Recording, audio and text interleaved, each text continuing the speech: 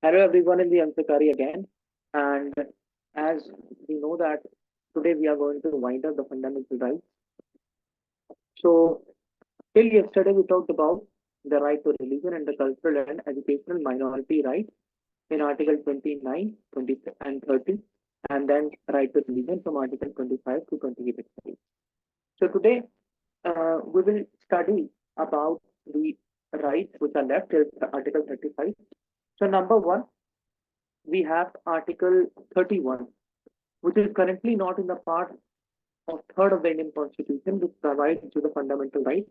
It is in part 12. So please make the note that currently the right to property is not a fundamental right. It is a legal right and it is a constitutional right, but it is not a fundamental right.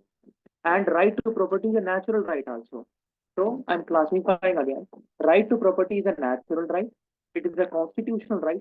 It is a legal right, but it is not a fundamental right because it is taken out from the part third, which provides fundamental rights, and put it in part 12 of the Indian Constitution, which provides it as the status of legal right, constitutional and natural right.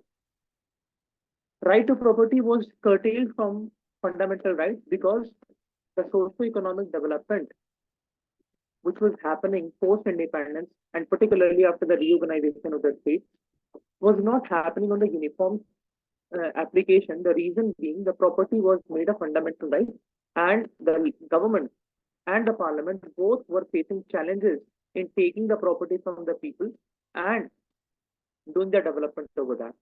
Because of this only, we have famous judgments like Keswan and Bharti and other, Golaknath, Champakam Durai Rajan, where the parliament was saying that we want directive principles to be implemented to establish a socio-economic democracy in India. But the court was saying that in the name of socio-economic democracy, you cannot curtail the political democracy, which is enshrined by the fundamental rights. But finally, the government also, the judiciary also understood that the government is facing very much high level of reluctancy in acquiring the property, and that is derailing the development program. अगर हम एक example की बात करें तो in Punjab there is a famous train which goes from Delhi to Punjab, and that train is kept on the name of a popular prince of the Punjab who provided his whole land जहां से train जानी थी, and that is why the government, I think particularly the Indira Gandhi government, assigned the name of that train on the name of that king. So these kinds of challenges were there when the government was saying that we want development, but the people were saying that this is our fundamental right and you cannot force us to leave our land.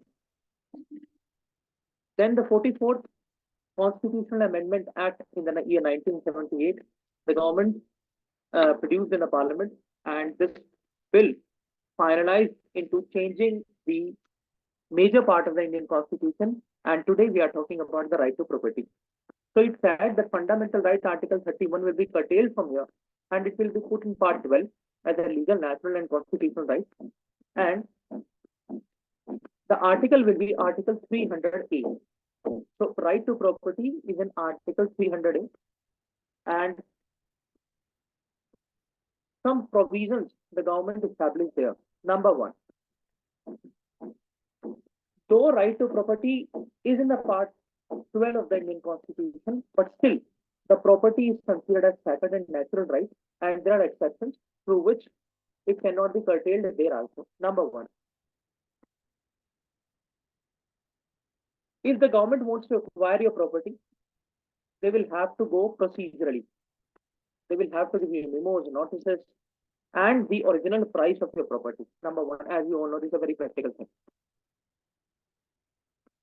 And this right can be regulated, curtailed, or abridged or modified without constitutional amendment. So this is a power because now it is not the fundamental right. So by ordinary law, the parliament can acquire your property. It does not require the constitutional amendment law. Second, it provides your private property against executive action of the state, but not legislative. Which simply means that if tomorrow government says that from here a project is going, and you just give this property to us, then you do have the right to appeal in the court, and proper compensation which you are desiring, and that is according to the standard operating procedure, will be assigned to you. But in case Parliament has made a law that this project is critical project and will come here, then you cannot entertain your right into the court. You will have to simply leave your property, and the government, where they will rehabilitate you and will provide you with another property, you have to live there. Number third, in case of violation of your right to property currently, you cannot directly entertain Article 32 and can go to Supreme Court. You have to first go to the district, then High Court, and you can directly go to the High Court, but you cannot go directly to the Supreme Court. Now the question comes, why you can go to High Court if not Supreme Court? So because Article 32 do not provide exclusive right to Supreme Court to deal fundamental rights. They are co-terminus with the High Court. They are not exclusive, they are co-terminus. High Court do have the power to give writ and to decide the cases of violation of fundamental rights under Article 226. But here, why the property is curtailed, you can go to High Court, it's only because that the 226 power or Article 226 provides original power to the High Court, but Article 32 does not provide original power to the Supreme Court. Now, what does this mean? It simply means that in Article 32, you can only use Article 32 when the fundamental right is only violated. There is no place for any other right. There is no place for any other law, any other action. Only the fundamental right should be curtailed. But in Article 226, if your fundamental right is curtailed, you can also go in the High Court. If your ordinary right is curtailed, you can also go to High Court. If your criminal civil proceedings are not working properly and you have been assigned the wrong tenure of jail, sentence, imprisonment, you can go to High Court. So that is why the exclusive power is not with the Supreme Court, because the power is distributed between both Supreme Court and High Court. But yes, the writ power is more original of High Court because it can use the ordinary cases also within its ambit. Now, apart from this, if the government is acquiring your property, earlier it was that there was a guarantee that government is compelled to pay you the compensation amount. But today, if the government is acquiring, the government cannot be compelled. There is no guarantee.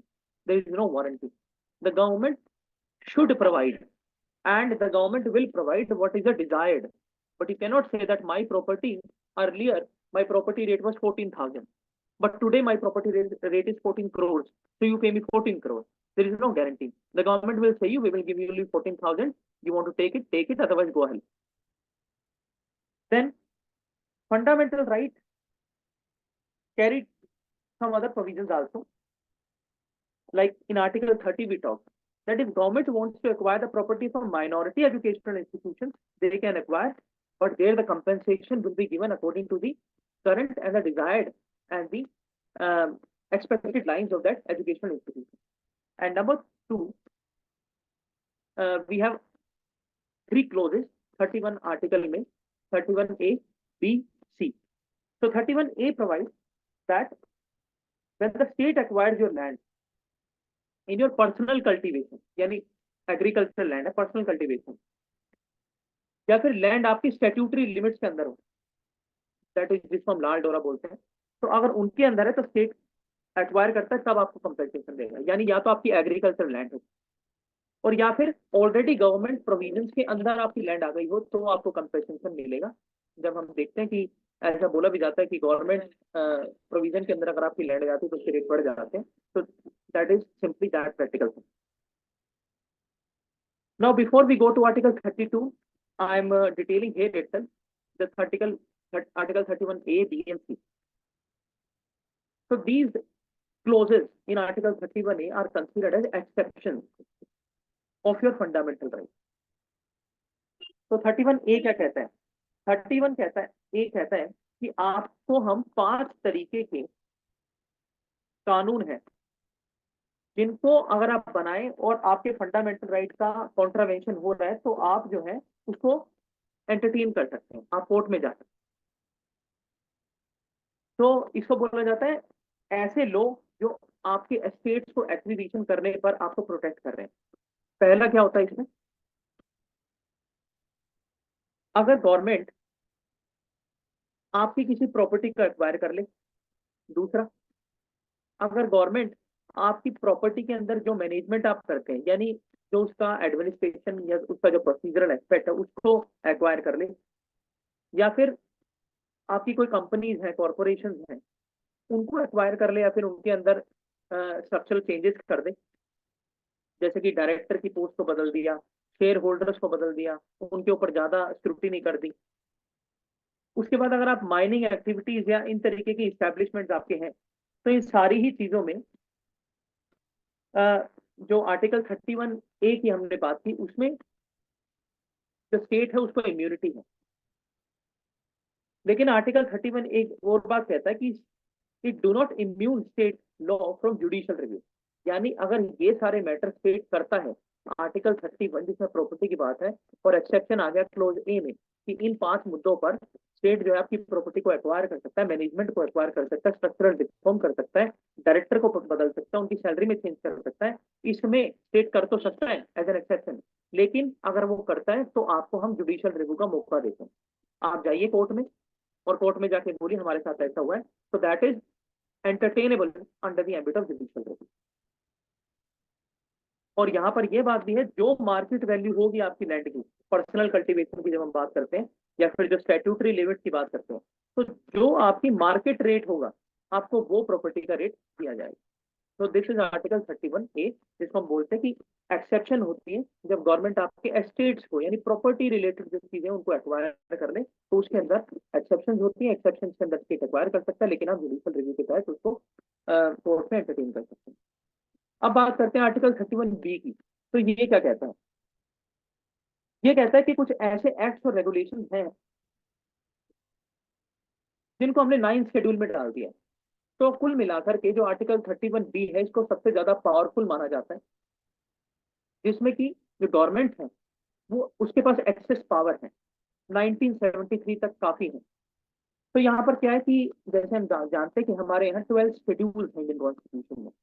पहला जो union territory की बात करता है, दूसरा जो oath की बात करता है, तीसरा जो सैलरी की बात करता है, चौथा जो राज्यसभा में और यूनियन टेरिटरी राज्यसभा में रिप्रेजेंटेशन की बात करता है, पांचवा जो शेड्यूल एरियाज की बात करता है, छठा जो शेड्यूल स्टेटस की बात करता है, 7 जो है लिस्ट की बात करता है, 8 जो है लैंग्वेज की बात करता है, 9 जो है 9 I think I am forgetting, 10 जो है आपका एंटी शेड्यूल की बात करता है, और 11 जो आपका पंचायती राज, जो 12 आपका म्यूनिसिपैलिटी की बात करता है। हाँ, तो 9th schedule right to property से रिलेटेड है। 9th शेड्यूल बात करता है कि कुछ ऐसे कानून जो गवर्नमेंट है बना दे, जो कोई ऐसी प्रॉपर्टी एक्वायर कर ले और उसको 9th शेड्यूल के अंदर डाल दे, तो उसके ऊपर जुडिशियल रिव्यू नहीं होगा। ये पावर गवर्नमेंट को इस वजह से दी गई, again because of the developmental challenges. होता यह था, आपने राइट टू प्रॉपर्टी, आपके पास फंडामेंटल राइट है, गवर्नमेंट प्रोजेक्ट ला रही है, रेल बनाएगी, एयरपोर्ट बनाएगी, आप कह रहे हैं प्रॉपर्टी नहीं देंगे, आप कोर्ट जाओगे, डेवलपमेंट लेट हो जाएगी। तो गवर्नमेंट ने क्या किया कि 9th शेड्यूल के अंदर ऐसे मुद्दों को जिनमें प्रॉपर्टी एक्वायर करना बहुत क्रिटिकल है, उनको उठा के 9th शेड्यूल में डाल दिया कि आप फंडामेंटल राइट को एंटरटेन नहीं कर सकते, और जो कोर्ट है उसको, उसके ऊपर हमारे को कोर्ट भी कुछ नहीं बोल सकती। तो आर्टिकल 31B जो है, वो ऐसे एक्ट या रेगुलेशन को 9th शेड्यूल में डाला जाता है उसके अंदर, कि वो बेशक से फंडामेंटल राइट्स को कॉन्ट्रावीन कर भी दें, तो भी उनके ऊपर जुडिशियल स्क्रूटिनी नहीं हो सकती। लेकिन केशवानंद भारती केस में भी इसको अपहोल्ड किया गया कि 9th शेड्यूल में अगर डल भी जाता है तो कोई दिक्कत नहीं है। लेकिन फिर 2007 के अंदर एक केस आता है जिसका नाम है I R Coelho, IR Coelho case. इसके अंदर बात होती है कि जब केशवानंद भारती केस के अंदर ये बोला गया है कि जुडिशियल स्क्रूटिनी हर चीज के ऊपर होगी, तो 9th शेड्यूल को कैसे छोड़ दिया आपने? Because 9th schedule is also the part of constitution and schedules are also part of the basic structure. But again, I am saying that schedules are subjective to change, addition, subtraction also. तो IR को hello case 2007 में ये बोला गया कि आप 9th schedule के अंदर डालते रहिए, तो judiciary is not having any sort of problem, provided you do not curtail the right of judicial review of the Supreme Court, which is a part of basic structure. हम देखेंगे उसकी essentiality को, हम स्टडी करेंगे कि आपने किस behalf पर डाला है, क्रिटिकल एरिया है या नहीं है, डेवलपमेंट होनी चाहिए या नहीं होनी चाहिए, लेकिन आप ब्लैंकेट इम्यूनिटी मत लीजिए। तो आयर कोहेलो केस के बाद ये डिक्लेयर हुआ कि 9th शेड्यूल के अंदर जो मैटर डलेंगे they will be subject to judicial review, and this is only article 31B and the 9th schedule relation with this. तो अगर अभी हम बात करें तो आज के टाइम पे अप्रोक्सीमेटली 300 मैटर्स हमारे यहाँ हैं जो 9th शेड्यूल के अंदर, एंड मोस्टली इनमें लैंड से रिलेटेड है। अब हम बात करते हैं लास्ट, जो कि आर्टिकल 31C है। ये कहता है कि कुछ ऐसे लॉ होंगे जहां पर आपके फंडामेंटल राइट्स को कर्टेल किया जाएगा, लेकिन कंडीशन क्या है कि वो डायरेक्टिव प्रिंसिपल्स को इंप्लीमेंट करें। तो आर्टिकल 31C कहता है कि ऐसे law, saving of those laws which give effect to directive principles, certain directive principles। और ये जो एक्ट है ये 1971 के अंदर आया। I think 25th amendment act जो है वो इंदिरा गांधी गवर्नमेंट ने किया इस कानून को लाने के लिए। तो यहाँ पर भी सुप्रीम कोर्ट की जो पावर्स को कर्टेल किया गया, मैं बताता हूँ आपको किस तरीके से। इसमें ये बात बोली गई आर्टिकल 31C में, जो कि 25th अमेंडमेंट एक्ट से आया, कि कोई भी ऐसा लॉ जो आर्टिकल 39B और C जो डायरेक्टिव प्रिंसिपल के हैं, article 39B and C, income inequality and equal payment, अगर उनको इंप्लीमेंट करे, बेशक से वो आर्टिकल 14 और 19 को कर्टेल कर दे आपके फंडामेंटल राइट को, तो भी वो आप जो डायरेक्टिव प्रिंसिपल है आपका, या फिर ऐसा जो कानून जो डायरेक्टिव प्रिंसिपल्स को लागू कर रहा है, वो ऊपर माना जाएगा फंडामेंटल राइट। यानी आप आर्टिकल 14 के अंदर ये नहीं कह सकते कि मैं इक्वल हूं, आप आर्टिकल 19 के अंदर ये नहीं कह सकते कि मेरी फ्रीडम है। जब बात आ रही है इनकम इक्वालिटी और equal payment, article 39B and C directive principle. तो ये पहला प्रोविजन डाला गया आर्टिकल 31C के अंदर। दूसरा डाला गया कि ऐसा कोई भी लोग जो ऐसी बात करे, डायरेक्टिव प्रिंसिपल्स को डिक्लेयर करने की बात करे और ऐसी पॉलिसी को लागू करने की बात करे, कोई भी कोर्ट उसको क्वेश्चन ही नहीं कर सकती, चाहे वो डिस्ट्रिक्ट हो, सुप्रीम हो, हाई। लेकिन जैसे कि हम जानते हैं कि 1971 के जस्ट 2 साल बाद 1973 जहां पर केशवानंद भारती डॉक्ट्रिन की हम बात करते हैं, वहां पर बोला गया कि आर्टिकल 31C का जो पहला प्रोविजन है जो पार्लियामेंट ला रही है, parliament intention is good, parliament wants to establish a socio economic democracy, parliament wants the uniformity in the equality in the economic opportunity, and we are agreeing with the first provision of Article 31C, which says that in case any law implementing Article 39B and C of directive principles will be upper than Article 14 and 19, but the second provision of this Act, 25th Constitutional Amendment Act 1971, is again curtailing the right of judiciary, which is not justiciable because judicial review is part of basic structure. And why it is part of basic structure? Because it prevents the arbitrary executiveness and legislative arbitrary। तो कानून और शासन पूरी तरीके से monopoly ना create करे, इसलिए जुडिशियल रिव्यू दिया गया है, and that is why it is a part of basic structure. And since it is a part of basic structure, the parliament cannot say that any court cannot question. So till then, and we should say since then, 25th Constitutional Amendment Act 1971, which provides Article 31C, its first provision is legal and second provision is null and void. Now, in 1976, we have a famous Constitutional Amendment Act also, that is 42nd Constitutional Amendment. So in 76 we have 42, and in 78 we have 44. And the mini constitution is known as 42nd Constitutional Amendment Act. It also appears in the exam. 42nd Constitutional Amendment Act is known as the mini constitution of India. Came in 1976. It enlarged the scope of Article 31C. It says that not only Article 39B and C will be upper than fundamental rights, but all the directive principles. But this challenged Part 3 in whole, and that is why in 44th Amendment Act, this provision was curtailed that only 39B and C will be upper than the fundamental right, not all the directive principles. And also in the subsequent cases and the verdicts by the Supreme Court, like we have Minerva Mill in 1980, the Supreme Court propounded that only Article 39B and C are upper than the fundamental right, not every directive principle. So this is how the right to property I have elaborated to you. And now we are talking about Article 32. So Article 32, majorly if we say, so it's known as right to constitutional remedy. And I think it is defined in itself that in case the fundamental right is violated of any individual, be transgender, be Dalit, be Brahmin, be any dominant caste, you can entertain your right under Article 32 in the Supreme Court primarily, and secondarily in the High Court under Article 226. Now, if a question appears that is Article 32 a guaranteed right or a voluntary right?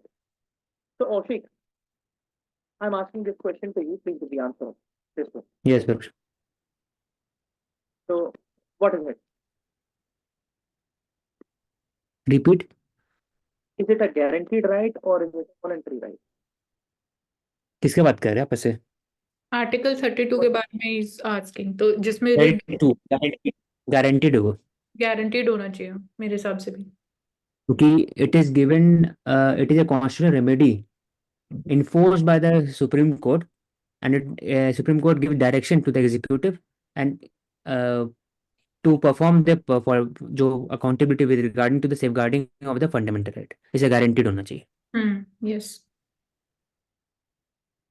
Okay, thank you so much. So, as established the fact that it is a guaranteed right, so how the Supreme Court works in this right? So, Supreme Court works via 5 types in this right, and these 5 types are known as writ power and the writ jurisdiction. Writs are the methods through which the early justice can be achieved. If in simple we say that. So there are prominent writs like habeas corpus, mandamus, prohibition, certiorari, and quo warranto. I'll be detailing them in a few minutes. Now, Article 26, which gives the writ power to High Court, they are also having a similar kind of writs power. But Article 32 is only be used for the fundamental right, and that is why it is not exclusive, and that is why it is not original. But in Article 26, which is with the High Court, the fundamental rights as well as the ordinary rights violation can be entertained, and the High Court can give writs on that. And number 2, the High Court writs power are original. Supreme Court's writs power are not original. We have 5 to 6 jurisdictions of Supreme Court. We'll be dealing them in the judiciary section. Then Parliament and the state. State government is not having the power to enlarge the writ jurisdiction of the High Court district anyhow. But the Parliament is empowered to enlarge the jurisdiction of the High Court, of the Supreme Court, and other courts. This is a very important thing. Then there is one exception, and we can say there is a lack hole, and that is Article 359. Article 359 says कि जब भी emergency लगी हुई है under Article 352, 356, so the Supreme Court jurisdiction under Article 32 can be suspended by the President of India. यानी emergency के time पे आप Article 32 को use नहीं कर सकते, ये एक छोटी सी बात है. और जैसा हम जानते हैं कि सुप्रीम कोर्ट डिफेंडर है फंडामेंटल राइट्स का, गारंटर है और वाइड पावर है इसके पास, लेकिन ओरिजिनल पावर हाई कोर्ट के पास है. और इसके अलावा अब हम बात कर लेते हैं रिट की. तो अलग अलग जो हमारे यहाँ रिट्स हैं वो किस तरीके से यूज की जाती है, और जो रिट सिस्टम है that is also taken from the British parliament and British parliamentary democratic system and the administrative authority. तो very first writ we have habeas corpus. इसके अंदर हमें सिंपल से ये जानना होता है कि if the policeman arrests you, so he mandatorily needs to present it before the judicial magistrate or before the executive magistrate within the 24 hours, and it is a part of punitive detention which we talked in article 22. यहाँ पर आपको 4 चीजें की सहूलियत होती है इस writ के अंदर। आपको ये बताया जाएगा कि आपको किस लिए पकड़ा गया है, आपको लीगल हायर करने की इजाजत होगी, आपको टाइमली पेश किया जाएगा। इसी के साथ साथ कुछ और हमारे यहाँ पर रिट हैबियस कॉर्पस के अंदर प्रोविजंस हैं, जैसे कि जो आपका डिटेंशन हुआ है वो लीगल होना चाहिए, आपके पास एक वारंट होना चाहिए, बिना वारंट के आप किसी को गिरफ्तार नहीं कर सकते। दूसरा, आपने कोर्ट का कंटेम्प्ट कर दिया है under contempt of court act 1971, तो आपको गिरफ्तार किया जा सकता है। या फिर किसी कोर्ट ने कह दिया कि भाई इसको पकड़ कर लाओ, तो आपको पकड़ा जा सकता है। या फिर आपको जो पकड़ा गया है वो किसी जुरिस्डिक्शन, किसी कोर्ट के जुरिस्डिक्शन से बाहर है, तो वहां पर, और ये जो मैंने आपको 4 मुद्दे बताए, यहां पर हैबियस कॉर्पस अप्लाई नहीं होती है। यानी जब आपको पकड़ा गया है कानून के तहत, when your detention is legal, जब आपने कंटेम्प्ट कर दिया है कोर्ट का, जब किसी कोर्ट ने कह दिया कि इसको पकड़ कर लाओ, जब आपका डिटेंशन ही कोर्ट के जुरिस्डिक्शन से बाहर है, तो इन सारी ही चीजों में आपको हैबियस कॉर्पस के रिट आप यूज नहीं कर सकते। और हैबियस कॉर्पस की जो रिट है वो अगर पब्लिक अथॉरिटी यानी पुलिस एडमिनिस्ट्रेशन आपके साथ करे तो भी यूज कर सकते हो, और कोई इंडिविजुअल आपके साथ करे, यानी किसी ने आपको अपने घर में बुलाया और उसने कैद कर लिया, तो भी हैबियस कॉर्पस की रिट यूज हो सकती है। दूसरी रिट है मैंडामस। मैंडामस में ये होता है कि जो कोर्ट होती है वो ये कहती है कि एडमिनिस्ट्रेशन या फिर जो लीगल ऑफिसर्स हैं या फिर जो पब्लिक ऑफिशियल्स हैं वो अपना काम अच्छे से नहीं कर रहे हैं, तो इसमें सिर्फ कमांड दिया जाता है कि हम कमांड आपको कर रहे हैं, आप ये काम कीजिए। Example, NGT act, that is the example of mandamus to the parliament कि पोल्यूशन इतना हो रहा है, आप उसको कंस्टिट्यूट कीजिए, हम कमांड कर रहे हैं आपको। यहां पर देखने वाली बात क्या है कि एक पब्लिक ऑफिशियल इंडिविजुअल को, लोअर कोर्ट को, ट्रिब्यूनल्स को या गवर्नमेंट को, सभी के ऊपर मैंडामस के तहत जो कोर्ट है उनको कमांड करने की पावर दे सकते हैं कि हम आपको कमांड कर रहे हैं, आप काम करके दीजिए। लेकिन अगर कोई एक इंसान है, आप उसको नहीं बोल सकते, आप ऑर्डिनरी इंसान को आप नहीं बोलोगे कि ये काम करके दो। या फिर कोई ऐसा ऑफिस है सरकारी जहां पर डेली जो एडमिनिस्ट्रेशन के काम, अटेंडेंस इशू है, एचआर डिपार्टमेंट का इशू है, वहां आप मैंडामस नहीं कर सकते। ग्रोस वायलेशन ऑफ जस्टिस, तो ही आप मैंडामस का यूज करेंगे। कुछ ऐसे मैटर्स हैं जहां पर पावर डिस्क्रिशनरी है, जैसे हम गवर्नर की बात करते हैं कि गवर्नर ने डिस्क्रिशनरी पावर यूज करके हंग असेंबली में किसी और को अपॉइंट किया, वहां पर आप मैंडामस को एंटरटेन नहीं कर सकते, उसकी डिस्क्रिशनरी पावर है। कोई कंट्रैक्ट है, यानी आपने कहीं नौकरी की और कॉन्ट्रैक्ट था किसी कंपनी के साथ आपका, वो कॉन्ट्रैक्ट का वायलेशन हो, वहां आप मैंडामस का यूज नहीं कर सकते। और जो हमारे टॉप नॉक डिग्निटरीज हैं, जैसे डिप्लोमेट्स हैं, प्रेसिडेंट ऑफ इंडिया हैं, गवर्नर्स हैं, और अलग अलग हमारे जो कैबिनेट मिनिस्टर्स हैं, उनको पर्सनल कैपेसिटी में मैंडामस उनके ऊपर यूज नहीं हो सकता। तीसरी रिट होती है प्रोहिबिशन, यानी रमेश, मैंडामस में बोला जा रहा है आप काम कर लो, और प्रोहिबिशन में हो रहा है कि आप मत करो, आप रुक जाओ, आप एक्सीड कर रमेश, रहे हो, आप रुक जाओ। Oshik, you are speaking something. हाँ, I was asking कि if mandamus can be given to the private bodies, Voice is नहीं highly कर tiny. सकते। Mandamus cannot be given to the private bodies. Direction, Yes, order. yes. It cannot be given to the private body. Hmm. So in prohibition, the court says that you are exceeding your jurisdiction, please stop. We are saying you please stop. तो यहाँ पर forbid यानी रोका जाता है prohibition के अंदर। ये मोस्टली जो डील होता है ये जुडिशियल डिपार्टमेंट का एक पार्ट रहता है, यानी किसी छोटी कोर्ट ने आपको 7 साल की जगह 15 साल की सजा सुना दी, किसी छोटी कोर्ट ने आपने किया था कोई ऐसा काम जिसके लिए कानून नहीं है लेकिन उसने फिर भी आपको सजा दे दी, जो फाइन था 10,000 का उसने आपसे ले लिया 28,000 रुपए, इन सारे मामलों में आपने जो छोटी कोर्ट है उसने जुरिस्डिक्शन को क्रॉस कर दिया। तो जो हायर कोर्ट्स होती हैं, जो सुपीरियर कोर्ट्स होती हैं, जो इंफीरियर कोर्ट्स को बोलते हैं कि आप रुक जाइए, ये मत कीजिए, तो प्रोहिबिट। या फिर क्वेसी जुडिशियल बॉडीज हैं, जैसे कि एनजीटी, अगर किसी के ऊपर किसी की कैपेसिटी है 5 लाख साल कमाने की, और एनजीटी उसको बोल रही है कि आपने पब्लिक में खड़े होकर आग जला दी, आपके ऊपर 1 करोड़ का चालान है, तो जो सुपीरियर कोर्ट है वो उसको बोलेगी कि नहीं, आप रुक जाइए, आप जुरिस्डिक्शन क्रॉस कर रहे हैं। लेकिन कोई पार्लियामेंट, स्टेट लेजिस्लेचर, कोई प्राइवेट इंसान, कोई private company, even SDM, DM, IPS officers and administrative officers are outside the purview of prohibition. उनको नहीं बोलोगे आप, बिकॉज उनके ऊपर उनकी टॉप हायरार्की बैठी हुई already, so you are not competent enough to say them and to give them the direction in such reason. Then the fourth writ is certiorari. It is also again most associated with the judicial matters. यहाँ पर बोला जाता है कि कोई ऐसा matter है जिसके ऊपर आप अच्छे से जुरिस्डिक्शन नहीं दे पा रही है इंफीरियर कोर्ट, तो वहां से मैटर उठा करके अपने पास ले लिया जाता है। इसमें एक चीज ये होती है, और दूसरा ये होता है कि अगर आप कोई मैटर डिसाइड कर रहे हैं छोटी कोर्ट में, तो आप हमें पहले जो सुपीरियर कोर्ट हमें बताइए कि आप ऐसा कर रहे हैं, ताकि हम सुपरवाइज कर सकें। और तीसरा कि एक कोर्ट से दूसरे कोर्ट में ट्रांसफर हो जाते हैं मैटर, तो that is also the part of certiorari. तो सर्टियोरारी एक question, certified or informed, let me complete also.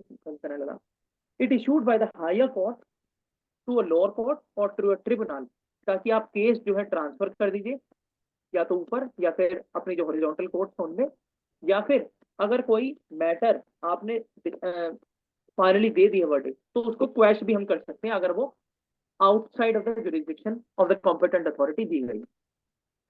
तो सर्टियोरारी को ऐसा बोला जाता है कि ये रोकती भी है, ये प्रिवेंट भी करती है, और ये ठीक भी करती है। प्रिवेंटिव यानी आपसे मैटर उठा के मैं अपने पास ले रहा हूँ, और क्यूरेटिव जब आपने जुरिस्डिक्शन से बाहर जाकर के कानून सुना दिया तो मैं उस ऑर्डर को स्क्वैश भी कर सकता हूँ। ये जुडिशियल और क्वैश जुडिशियल दोनों बॉडीज के ऊपर अप्लाई है। लेकिन again I am saying not on the administrative authorities, not on the legislature, not on the private company, not on the private individual and yes also. मेरे last में कोई differences बताओ, basic difference सर्टियोररी and prohibition के बीच में। वो prohibit करते हैं jurisdiction से बाहर नहीं जाने के लिए, और इसमें कैसे याद कर सकते हैं, मतलब अगर डाउट है तो। प्रोहिबिशन के अंदर ये कि आपने कोई जजमेंट है उसमें आपने अपना जुरिस्डिक्शन क्रॉस कर दिया, तो आपको कोर्ट कह रही है कि आप रुक जाओ, आपने गलत किया। उसमें सिर्फ ये बोला गया आपने गलत किया है। सर्टियोररी के अंदर क्या है कि अगर कोई छोटी कोर्ट है उसने कोई जुरिस्डिक्शन दे दिया है या फिर कोई वर्डिक्ट दे दिया है, उसमें उनको हायर कोर्ट उनको कह रही है कि आप रुको, आपने गलत किया है, लेकिन उस ऑर्डर को ही स्क्वैश कर दिया कि ये पूरा केस दोबारा से सेटल होगा, मैं इसको ले रहा हूँ। वहां पर प्रोहिबिशन में सिर्फ रोका गया, यहाँ पर रोका भी गया और मैटर अपने पास ले लिया या किसी दूसरी कोर्ट को दे दिया कि ये वाला जज डिसाइड नहीं करेगा, इनको करना नहीं आ रहा, ही नॉट कॉम्पिटेंट इनफ, अनदर जज will decide this. So this okay, is the minor difference. Hope I have given the answer also. Yes sir. Okay. And the last writ we have is quo warranto, यानी आपको warrant देना है, आपको proof करना है कि आप किसी पब्लिक प्लेस पर, आप किसी पब्लिक कुर्सी पर, आप किसी पब्लिक ऑफिस के अंदर अगर बैठे हैं, तो आप सबूत दीजिए कि आपके क्रेडेंशियल्स क्या है जिनके बिहाफ पे आपको सीट मिली। जैसे कि हम देखते हैं कि मोस्टली मीडिया में ऐसा सुनने को आता है कभी कभार कि कोविड टाइम पे भी ऐसे ऐसे लोग थे जिन्होंने यूपीएससी की तैयारी की, और वो अपने आप को बता रहे हैं कि we are the DM, we are the SP, we are the IPS, we are the custom department officer. तो वहां पर ये वाली रेट लगती है को वारंटो, अप्रूव कीजिए अगर आप हैं तो, और नहीं लगती तो अब हम आपको सिखाते हैं आईपीएस कैसे बना जाता है, आईएएस कैसे बना जाता है। तो को warranto simply means by what authority और वारंट, आप हमें वारंट दीजिए और अपनी अथॉरिटी को प्रूफ करके दिखाइए। जो कोर्ट होती है वो इसको यूज करती है इंक्वायरी करने के लिए, लीगैलिटी किसी चेयर की, किसी ऑफिस की, किसी पब्लिक ऑफिस की, यानी किसी पब्लिक ऑफिस के अंदर जितने भी डेजिग्नेशन है वहां पर जब आप बैठे हुए हैं तो आप प्रूव करिए, अपनी लीगैलिटी को जस्टिफाई कीजिए कि मैंने एग्जाम दिया या मेरा इंटरव्यू हुआ, मेरे ये क्रेडेंशियल अच्छे हैं। जब हम आईआईएम रोहतक के डायरेक्टर की बात करते हैं, same writ is there quo warranto, you prove us that whether you misused your educational credentials or not.